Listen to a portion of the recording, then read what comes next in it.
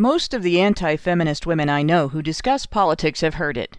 Feminists got you your voting rights, so you owe us your loyalty forever.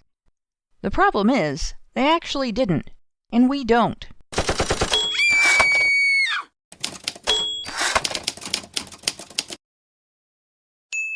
HBR Talk with Hannah Wallen. Prior to the suffragettes' agitation in the UK, there existed a universal suffrage movement making slow progress over time, because a limited set of both sexes could vote, but neither sex had universal voting rights. A similar movement evolved in the areas colonized by the British Empire. Attitudes within these movements evolved as society evolved, resulting in repeated calls to widen the spectrum of people who had the franchise.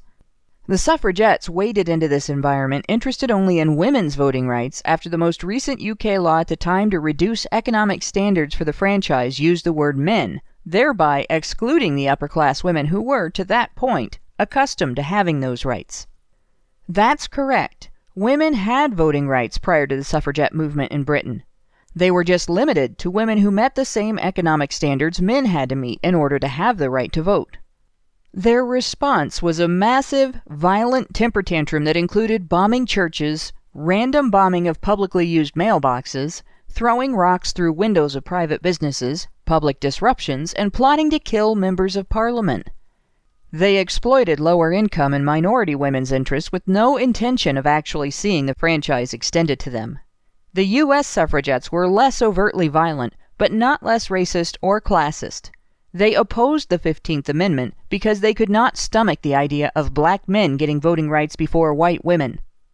This, despite the fact that part of the reason for the 15th Amendment was that many emancipated slaves took up arms and fought in the Civil War. Susan B. Anthony openly claimed white women had it rougher in life than black men did. According to Elizabeth Cady Stanton, "What will we and our daughters suffer if these degraded black men are allowed to have the rights that would make them even worse than our Saxon fathers?"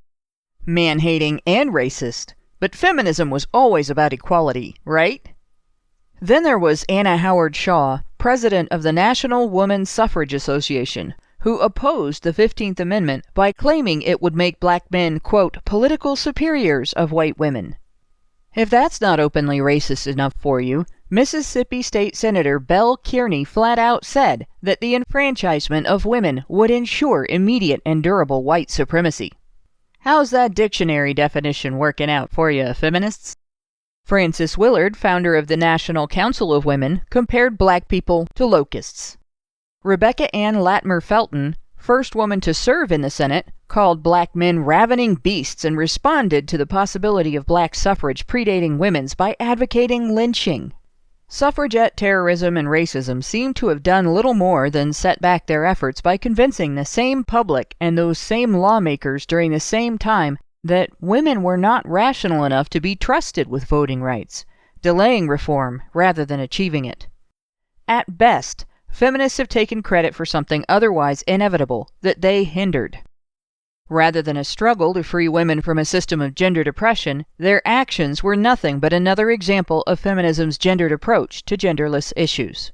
Suffragists, on the other hand, used public speaking, handing out leaflets, and talking to people directly to build public support for universal suffrage, with the goal of influencing lawmakers through that public support.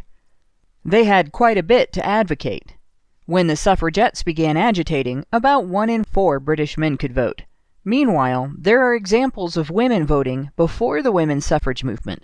To do so, they had to meet the same qualifications men had to meet, save for one.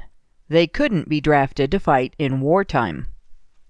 Of course, feminists also fail when it comes to understanding the relationship between men's voting rights and wartime drafting, and that partly explains why so many of them are unaware that suffrage history in the U.S. is not as feminists portray it.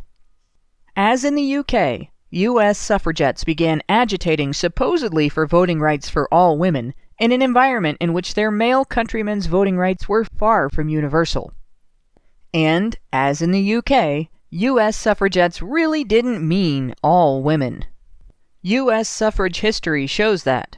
For instance, In 1876, the Supreme Court ruled that Native Americans were not even citizens as defined by the 14th Amendment and therefore could not vote. In 1890, they were told they could apply to become naturalized citizens in their own ancestral land.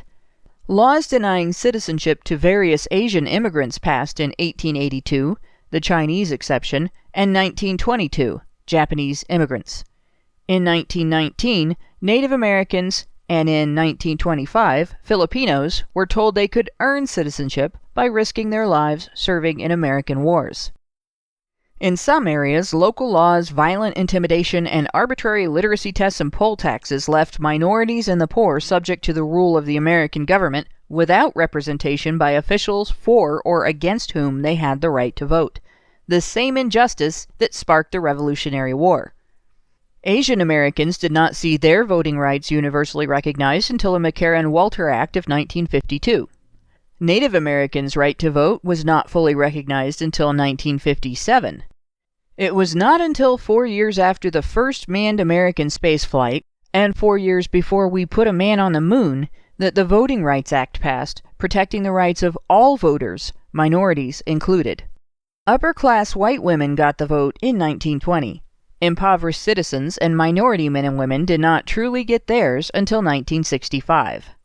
Until July of 1971, when the 26th Amendment became part of the Constitution, that's a year before I was born, U.S. men aged 18 to 20 were ineligible to vote despite being subject to the draft, a stipulation that had earned other men their voting rights decades earlier.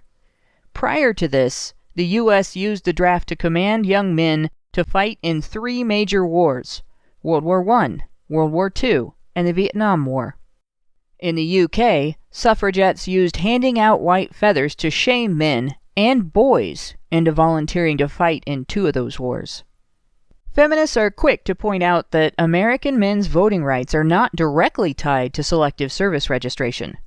That can be called true if you ignore how many men's voting rights were contingent on wartime service, and if you can count on the continued choice of the U.S. government to not exercise the full power of today's laws. Failure to register is a felony crime, with the potential for heavy penalties, including jail time and the loss of voting rights.